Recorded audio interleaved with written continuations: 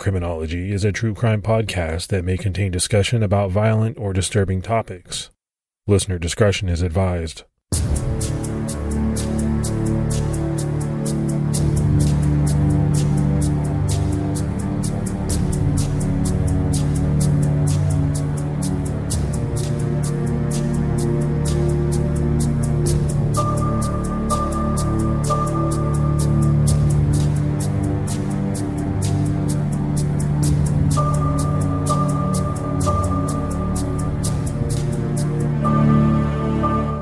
Hello, everyone, and welcome to episode 169 of the Criminology podcast. I'm Mike Ferguson.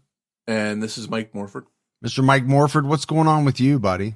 Not too much. I've had a little bit of quiet time this week, got some extra work done. My wife and kids were away visiting beautiful New Jersey, and I had the house to myself, and I got some work done. But I thought I'd like that peace and quiet, and then I realized how much I missed everyone, but they're back now, so I'm happy about that. What's going on with you? It's funny you say that because I always like about the first day when my wife and kids go somewhere and I have the house to myself, I'm kind of, into it, and then it quickly wears off. I'm missing everybody. I'm missing the noise and all of that and them. So I get that for sure. Yeah. And I use that time, and we know from podcasting that quiet time is good work time because you don't have to worry about certain schedules and making sure that the noise levels are good. You have everything to yourself. So it's good to do that. Yeah, absolutely. We continue to see some great Patreon support. Let's give some shout outs. We had Paulette McNally, Holly Stevens, Sherry Bear, Maylee Romero, Kipper Westbrook, Sabina Sablowska, Cheryl Fink, and Tori Adams. So some great support. We really appreciate it. Yeah, that support's wonderful. We have some great supporters, and you guys are rock stars. Thank you very much. If there's anyone that would like to help support Criminology, you can do so by going to patreon.com/criminology. Just a reminder about CrimeCon 2022. Morph and I will be there. It's from April 29th to May 1st. And we've said it, Morph, but this is a must for any big true crime fan.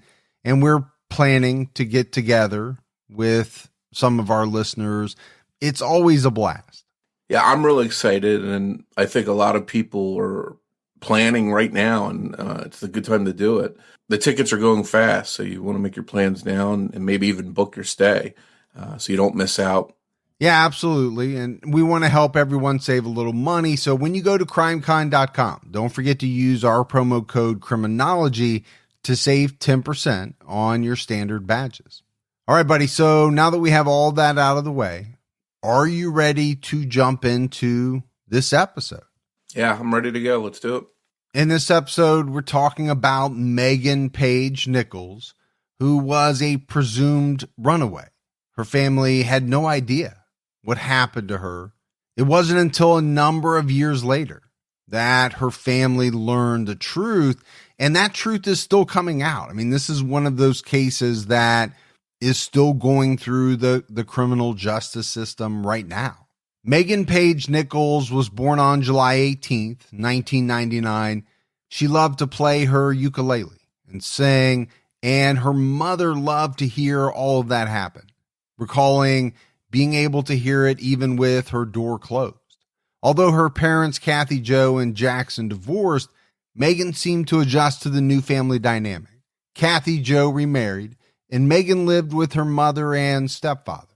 Friends remember that Megan was guaranteed to make you laugh, guaranteed to make sure you had a great time. This was the type of person who was always upbeat and very outgoing. But on July 3rd, 2014, Megan Nichols disappeared from her Fairfield, Illinois home. She was 15 years old at the time and a sophomore in high school. At around 2 p.m., she went on a bike ride. Later that day, Megan and her mother, Kathy Jo Hutchcraft, went shopping. But Megan said she wasn't feeling well and she wanted to go to bed. So Kathy Jo dropped Megan off at home. They hugged. Megan said she loved her mom and Kathy Jo left her at home to go finish her shopping. Kathy Jo returned home after getting her shopping done, and she didn't see Megan. She just assumed that Megan was asleep since she hadn't felt good. But she eventually checked on Megan around 11 p.m. to tell her goodnight and found that Megan wasn't in her room. Kathy Jo immediately became worried. She and her mother, Megan's grandmother, decided to go to the police station within 2 hours of finding Megan missing to report her disappearance, but the police told her that it hadn't been long enough to even be considered a disappearance. Having been turned away by police, the two women headed back to the house where Kathy Jo looked for clues. She pulled Megan's blanket back and found her phone.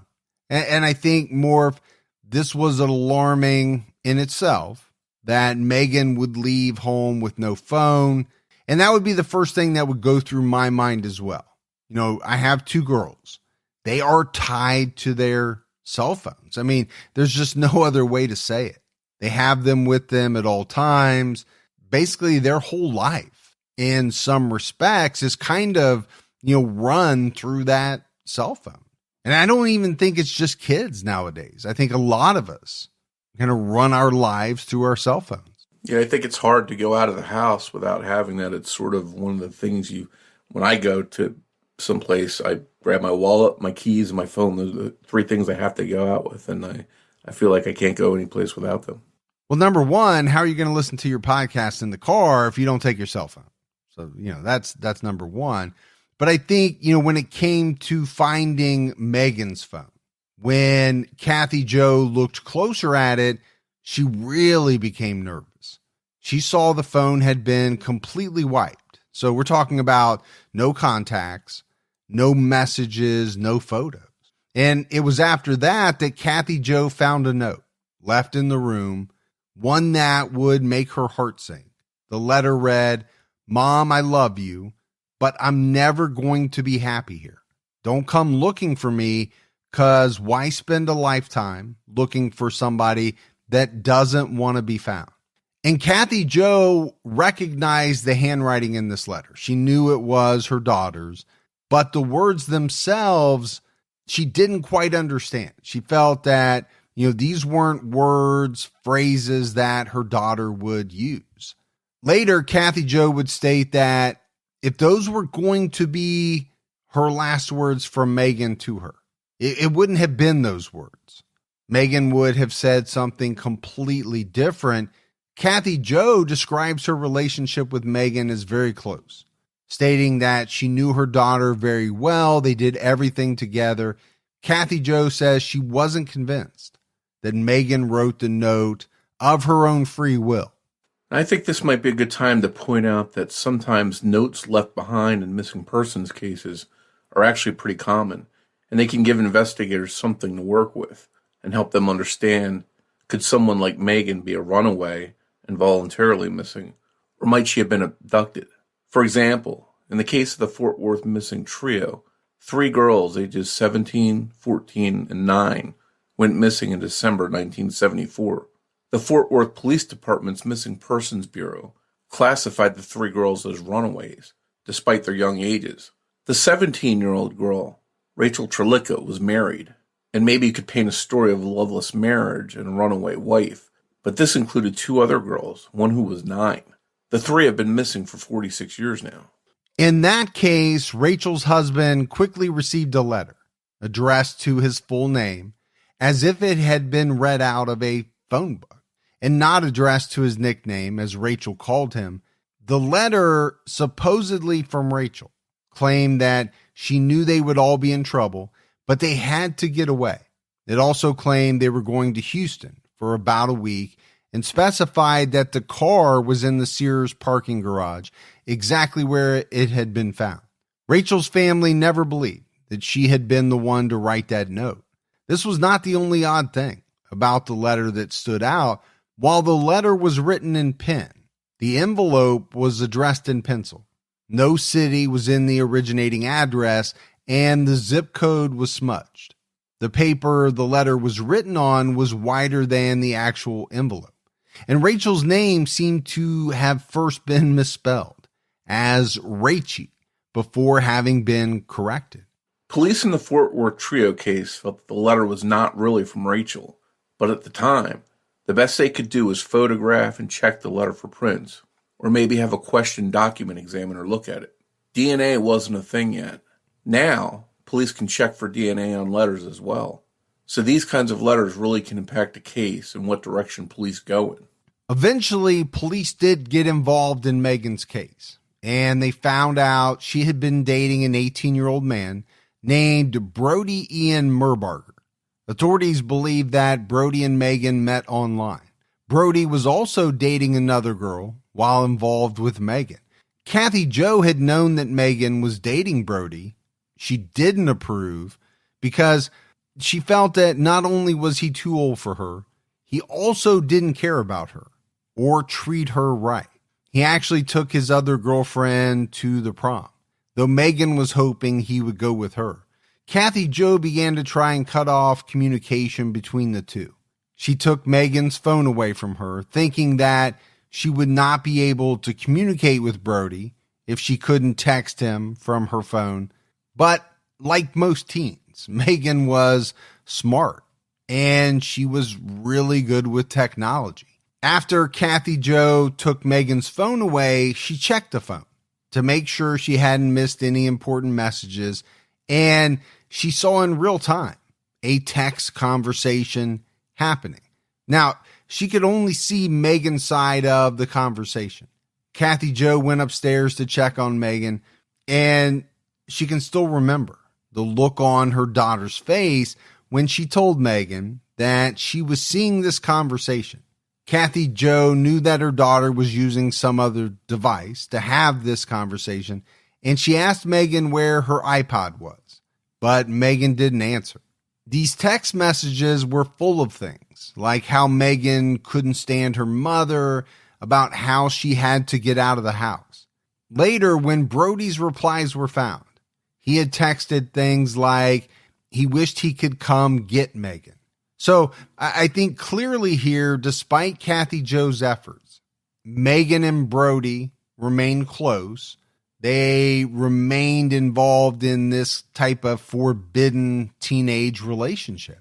Kathy Jo called Brody from Megan's phone and told him, basically, do not communicate with my daughter again.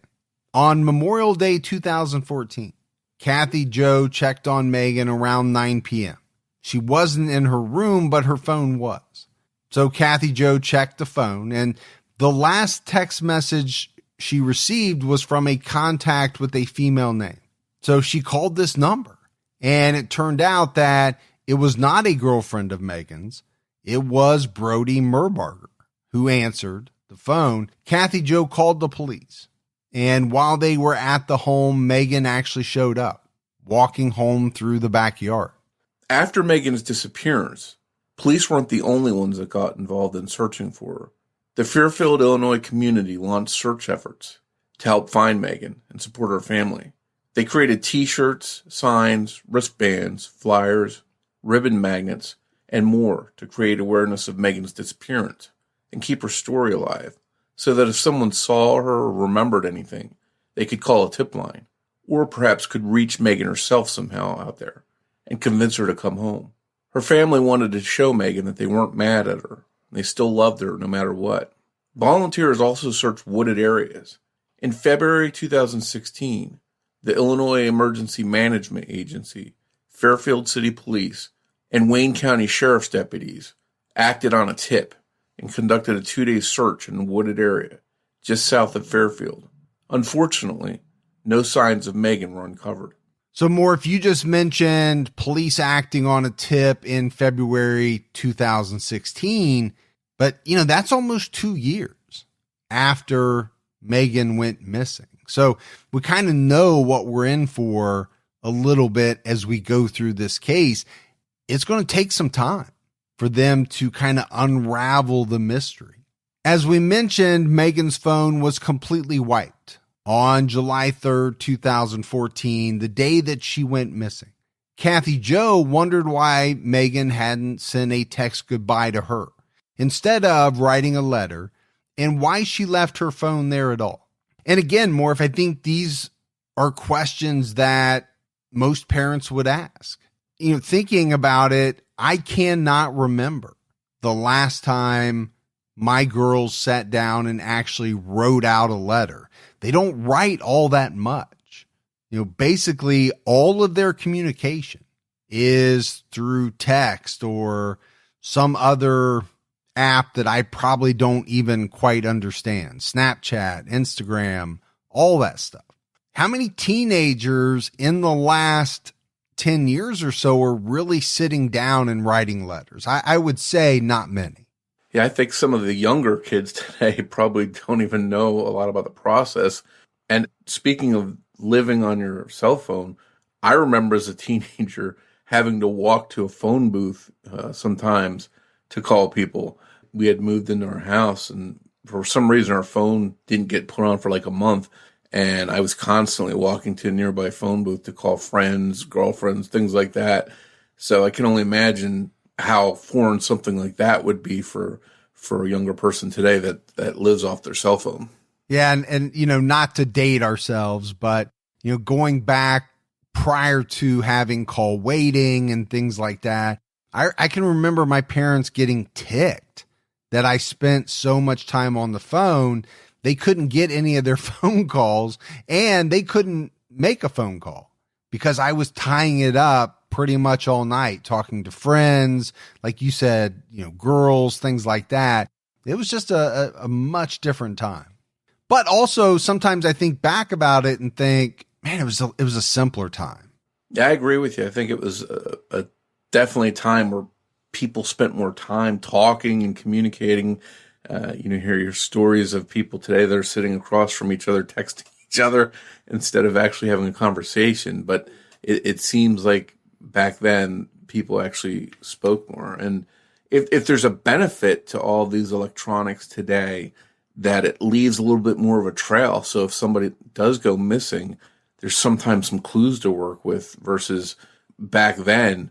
If someone's making a random call from a phone booth or something, there's not much to go on. Yeah, I think you're absolutely right. There's good and bad, right? Pros and cons with all of the technology that we have today or that comes about. I think one of the big pros is that, I can jump on my cell phone and tell at any point in time where my wife is, where my kids are.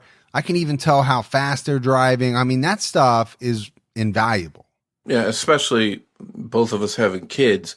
You want to know where they're at. You want to know that if they're driving and something happens, they break down and they're out in the middle of nowhere, they can make a phone call to have someone come out and help them. So I think that's definitely some good parts of having technology like that.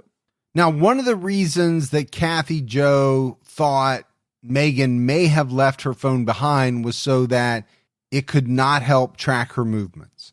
Obviously, we all know. We just kind of talked about it, right? Cell phones can be pinged. They can be tracked. So perhaps Megan had left the phone behind for that reason. It's also important to point out that even if a text came from Megan to her mom to say goodbye, there would have been no way for Kathy Jo to really know that it had come from her daughter. I mean, one of the things we know is that with advances in technology, like cell phones and things like that, there's been a rise in cases where someone sent like a cryptic final message or, they left a final message. But there's also been a rise in cases where people aren't quite sure whether the victim truly sent these final messages or not. Really all it takes is an assailant forcing someone to unlock their phone or even using the owner's finger to unlock the phone, and they can easily impersonate the owner of that phone. Kathy Jo's friend suggested that she check all the bank accounts for activity. As it turned out, when Megan went on that bike ride at 2 p.m. the day she went missing, she withdrew money from an ATM. When Megan asked her mom if she could go on a bike ride that day, Kathy Jo replied, "Just don't do anything you're not supposed to be doing." The last sighting of Megan anywhere is on the surveillance camera from that bank. In the footage, she rides her bike up to the ATM and withdraws money from an account. Early on, Kathy Jo got to see that video. In the video, according to Kathy Jo, she could see a familiar car in the background, Brodey Murbarger's car. But police later told Kathy Jo that there is no car in the video to be seen at all. And Kathy Jo hasn't seen the footage since the first day that she viewed it. So, Morf, this is something that we need to talk about, right? Let's take a pause, address this video. You mentioned it. Kathy Jo saw this surveillance video early on. She recognized Brody's car. And then later on, the police told her that there was no car in the video. She hasn't seen the surveillance video since, and she's not allowed to see it. So, I mean, I think you have to ask the question, what's the harm in showing Kathy Jo the footage again and proving that what she thought she saw was not correct, rather than just telling her that she didn't see what she thought she saw? I don't know. I don't know how to answer that question. Morf, is there, obviously it was okay to show her once. Is there something now that makes it not okay for her to see it? I just don't see the harm in showing the parent of a missing person their last known sighting, especially when they'd already seen it once. It was never a secret. And then it was almost like it was. And I think that's tough. That would be very tough for Kathy Jo when police are telling her, we can't let you see it again. I think to a lot of people that would look suspicious and make it look like the police are hiding something. And in fact, as we're going to talk about coming up, that seems to turn into the case that a lot of people think they had reason to hide something.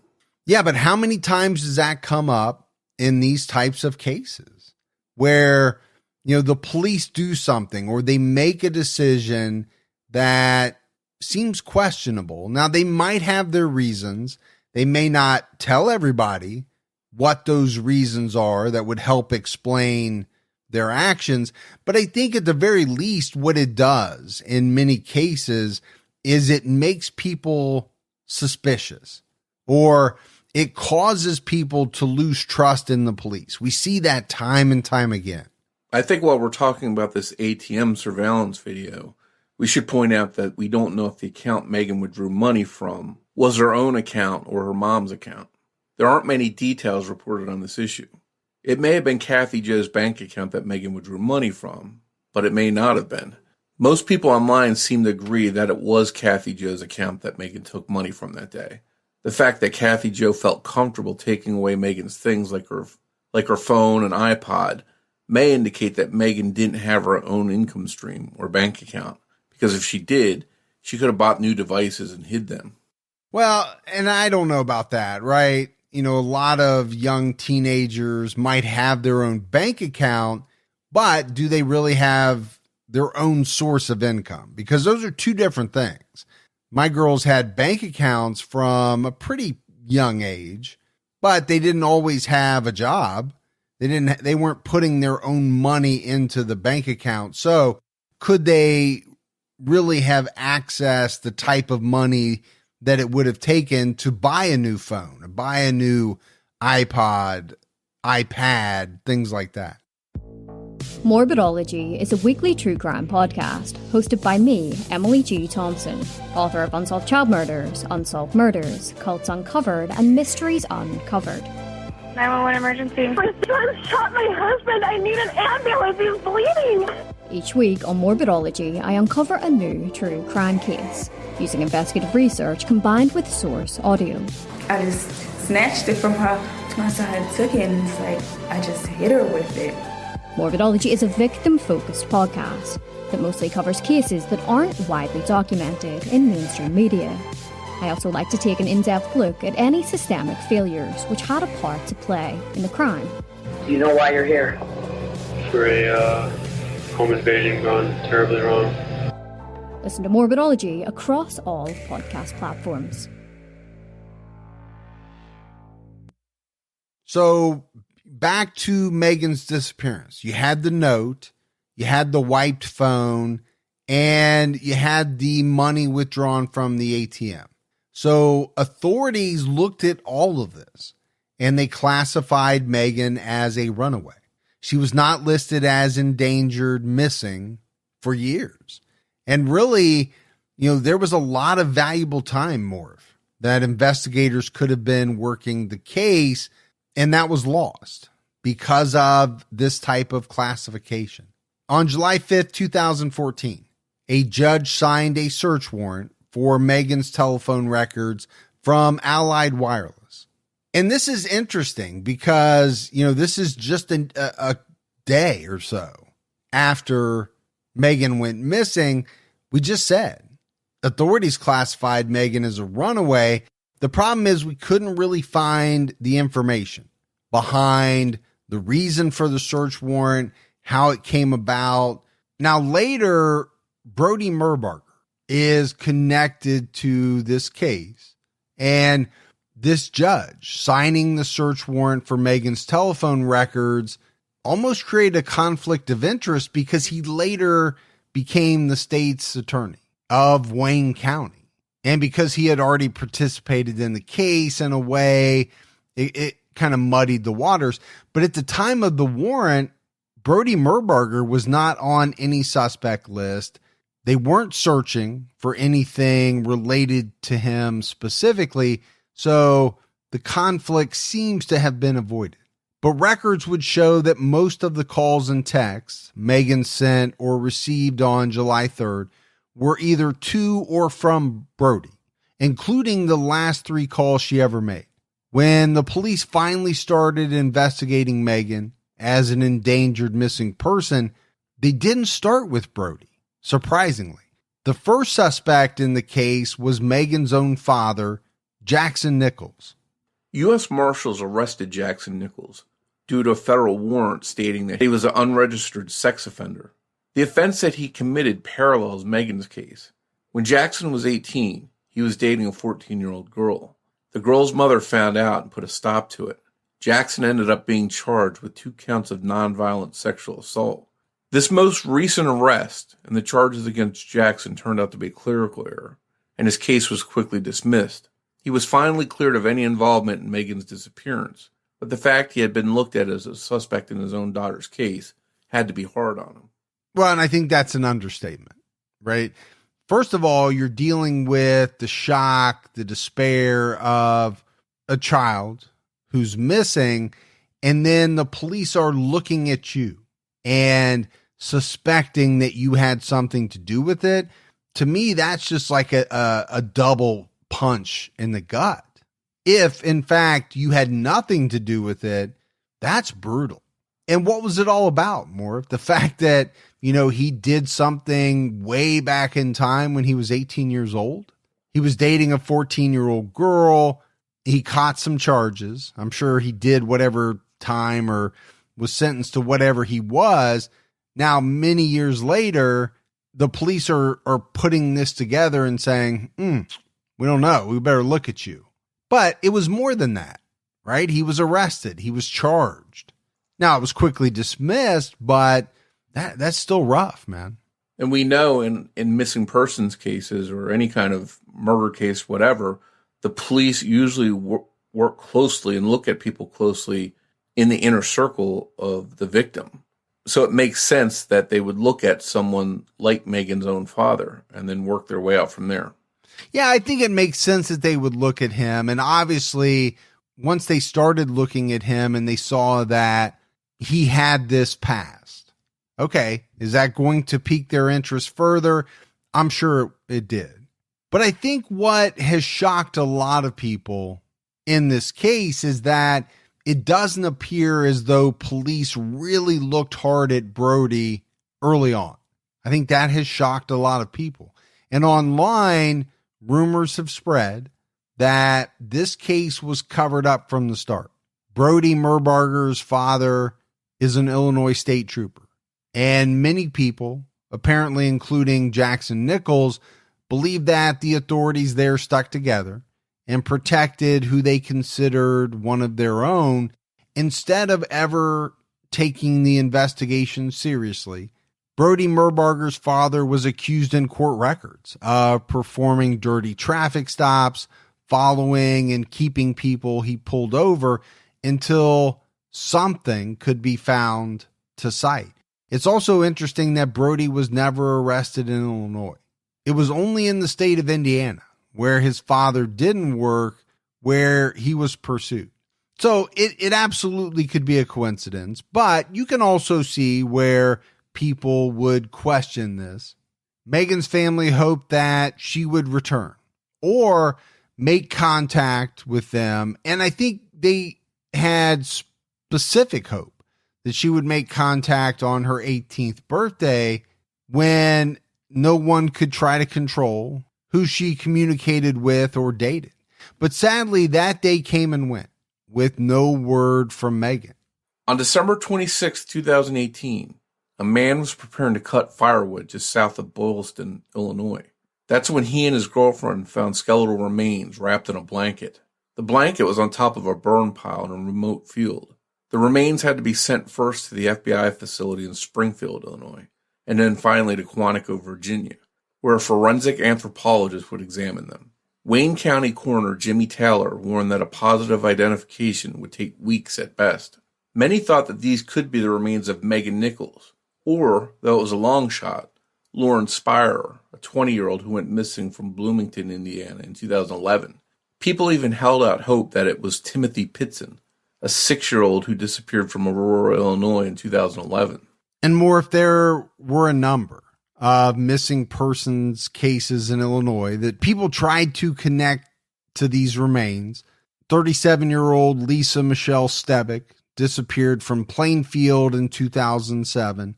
Also in 2007, Stacey Ann Kales Peterson, Drew Peterson's fourth wife, disappeared, and the circumstances of her disappearance led to a murder conviction for Drew Peterson in the death of his third wife, Kathleen Savio. In 2017, Ying Zhang was kidnapped and murdered in Champaign, Illinois, and her remains had not been found. Tammy Zywicki vanished while driving from Evanston, Illinois to Iowa in 1992. So, Morf, when you think about it, remains are found. And when that happens, you have a number of families. And in this case, obviously that included Megan's family, who were really holding their breath for a period of time until an identification could be made. And that's really sad when you think about it. All of these families who have missing loved ones, they have no idea what happened to them. And this would come up every time a body is found that can't be identified right away. I can't imagine it. What that feeling, that roller coaster of emotions must be like for these families. Yeah, the highs and lows of each time learning there's a body has to be really hard on a family that's missing someone and hoping for answers. Not that it's good news that a body's been found. You don't want to celebrate the remains being found as being your loved one, although you want them to be home. If it is your loved one, it might finally give you answers. If it's not, then you know that someone out there in another family is going to be heartbroken over the discovery. So for all the people looking for someone like that, it's got to be, as you mentioned, really, really hard. Finally, in January 2018, the autopsy was performed and completed, and there was confirmation, but no joy for Megan's family. The remains found south of Boylston on December 26, 2018, were those of Megan Nichols. Her parents were devastated. She had been, until then, a missing person who was completely able to come home to her family anytime she wanted to. Now, she could never make that choice again. Kathy, Joe, and Jackson had to face the reality that Megan was truly gone. It turns out that the couple that found Megan's body were actually familiar with her while she was still alive and had a distant connection to her. But there's no other details about that connection available.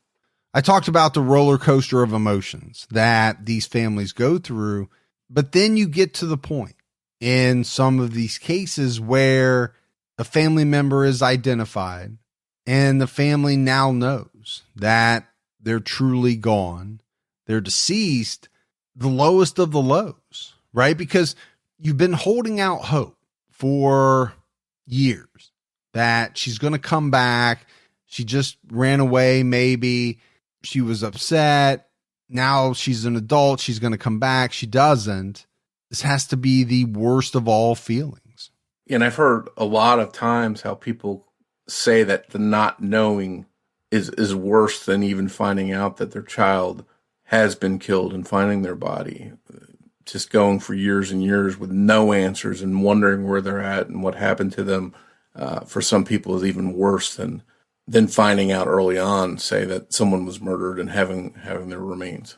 And I get that. I get how that would be extremely difficult, but it's hard to believe that would be worse than the final moment or the notification that, yes, this is truly what happened to your son or daughter. My heart goes out to all of these families, because unless you've lived through something like this, and nobody ever wants to have to, you can't really understand what these families go through. Following the identification of Megan's remains, police finally zoned in on Brodey Murbarger. On September 25th, 2020, Brody was indicted by a grand jury in connection with Megan's disappearance and subsequent death. On October 7th of that year, 24-year-old Brodey Murbarger was arrested by the Evansville, Indiana Police Department on the direction of the FBI in connection with the death of Megan Nichols. Police made the arrest at his place of work, the RC Beverage Company in Evansville, Indiana, where he was a quality control laboratory technician. He was arrested just after he got out of his car on his way to work without incident. He was initially charged with first-degree murder via suffocation, first-degree murder via strangulation, first-degree murder with the manner and means unknown, concealment of a homicidal death, criminal home invasion, and home invasion with criminal sexual abuse penetration against a minor. But both of these home invasion charges weren't from July 3rd of 2014. One of those charges stated that Brodey Murbarger, on one or more occasions between November 28th, 2013 and July 1st, 2014, committed the offense of home invasion. A search warrant was also served on October 7th, and police searched his Evansville, Indiana apartment. Brody was held in the Vanderburgh County Jail, awaiting extradition to Illinois. His bond was set at $3 million. On December 8th of 2020, Brody was granted in-person visits with his attorney, Christian Barrell. This had previously not been allowed due to COVID-19 precautions. In the same hearing, Judge Michael Molt denied his bail reduction request due to just how serious the allegations against him were. So what happens with this case and to Brody is going to play out in court. Until we get full details, we have to speculate on some stuff. Megan was clearly very taken with Brody if she was willing to sneak behind her mother's back, leave the safety of her home in the middle of the night, and get in trouble just for talking to him. Megan had left in the middle of the night before, and she had left her phone behind when doing so. This begs the question, was Megan planning to come back like she had done before? Was the note left for Kathy Jo so that maybe this time she would not call the police when she found Megan missing? It's interesting to note that Kathy Jo said the note was found in Megan's other room, but there's no information on this other room. Well, what it does, Morph, is it makes it seem as though the note and phone were in separate rooms. Online, in some discussions, people have called this room the prayer room.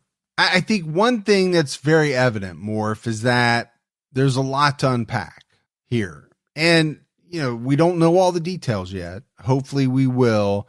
But there's been a lot of speculation. There are a lot of questions. First of all, how do the note and the wiped phone relate to each other? We just talked about it. Megan had snuck out before. She had left her phone at home before. Okay, that's one thing. But what jumps out at me is, what teenager is going to willingly wipe their phone? We talked about it earlier, right? You're running kind of your whole life off of this phone. So I can't imagine any teenager wanting to willingly get rid of all contacts, messages, all of that. That is something that's very perplexing to me. The phone is found underneath the blankets in her bed. Not easy to find, right? Kathy Jo had to have that instinct to turn down Megan's blanket in order to find it. So why was it there? Some people have speculated that Brody entered Megan's room, forced her to write a note and wipe her phone. Maybe he even talked about destroying or getting rid of the phone. Did Megan know that, maybe she was in trouble and she hid the phone where her family could find it later? Maybe she strategically placed the phone and the note in odd places because she did know her mom so well. And she knew that Kathy Jo would find this odd and know that it was something Megan wouldn't do, leading everyone to realize that she didn't truly run away willingly. I think there's other questions as well that hopefully will be answered. Did Megan plan to run away with Brody, but something went wrong? And why withdraw money, wipe your phone, and leave a note if you're not planning to leave? Also, Kathy Jo was well aware that Megan liked to sneak off with Brody, so why would Megan even wipe her entire phone? Kathy Jo would still suspect Brody had something to do with her absence, even without text to prove it. Deleting the last few messages that said when they were planning to leave and where they were going is all that would have been necessary if they were trying to cover their tracks.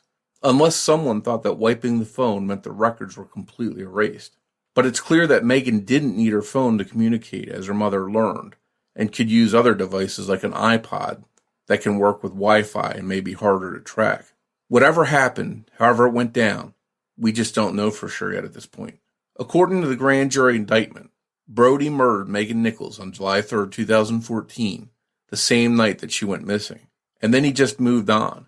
He earned his bachelor's degree in geology from the University of Southern Indiana in 2019. A lot of these questions still remain because Brody isn't adding any information. He's not talking to authorities. It's possible that if there was a plan for Megan and Brody to run away, Megan thought she would need some money for it.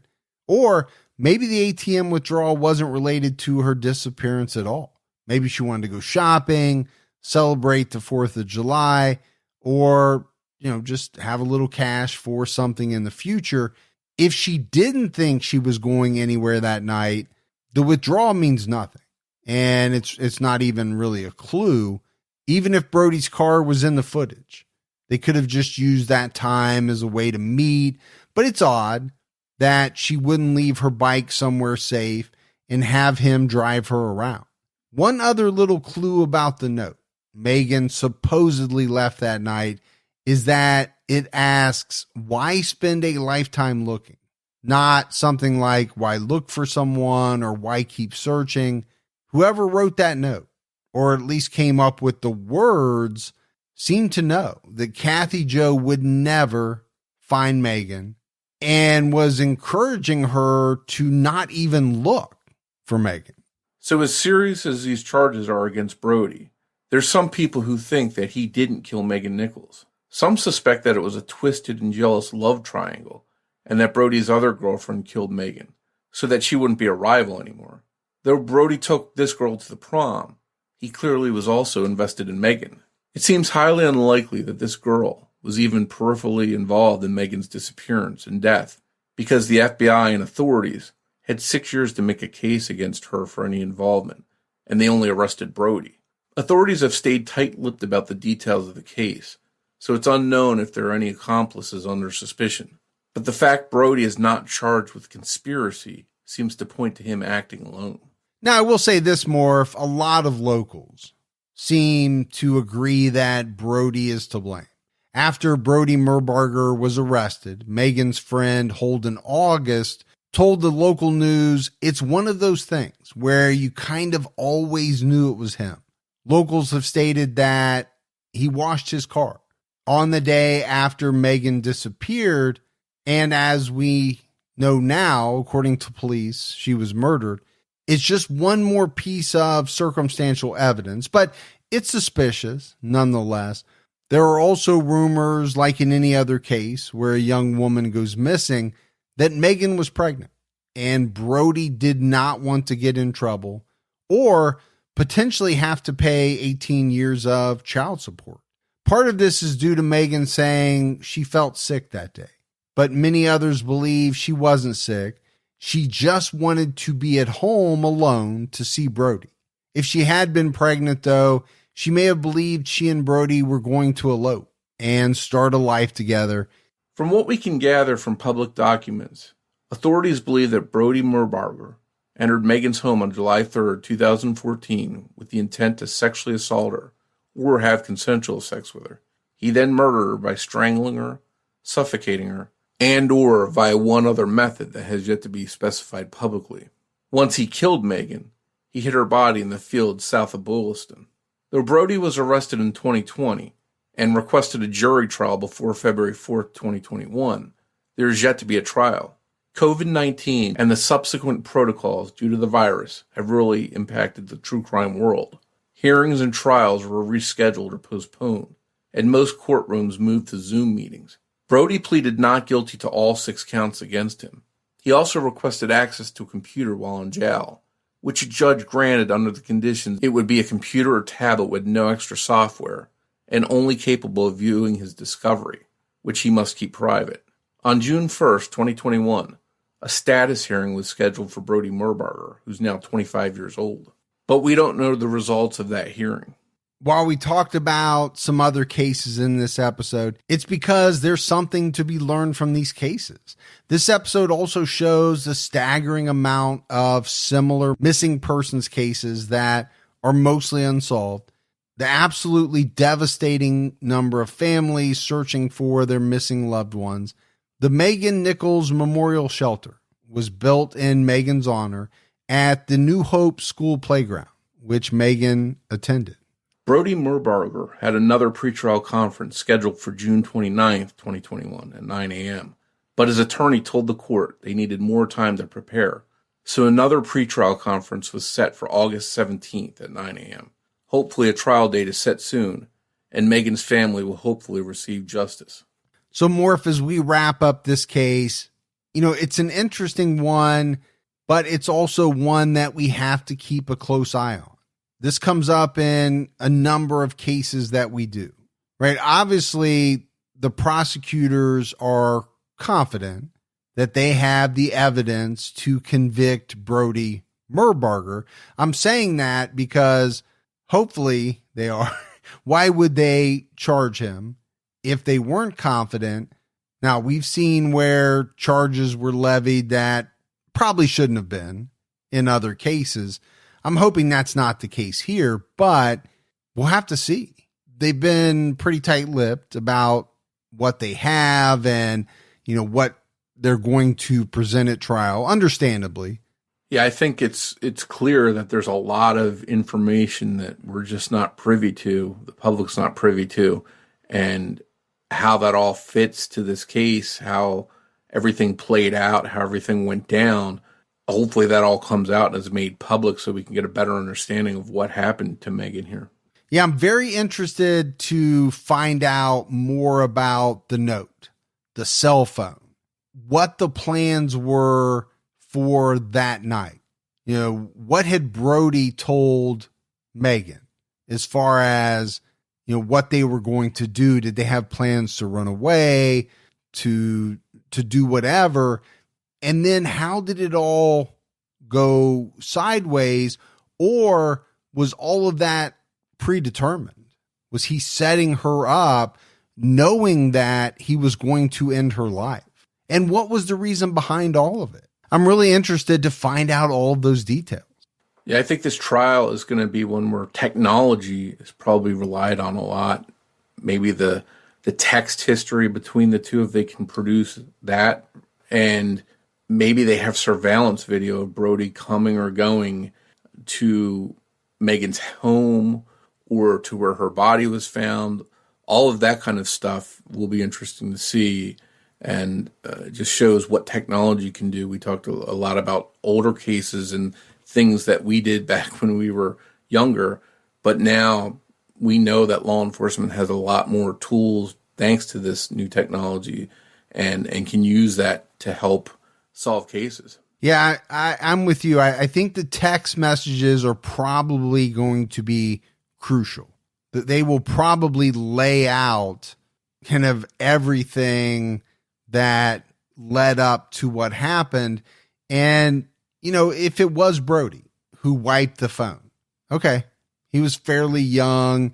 Did he just not have a great understanding of that technology and had no idea that authorities would be able to retrieve those?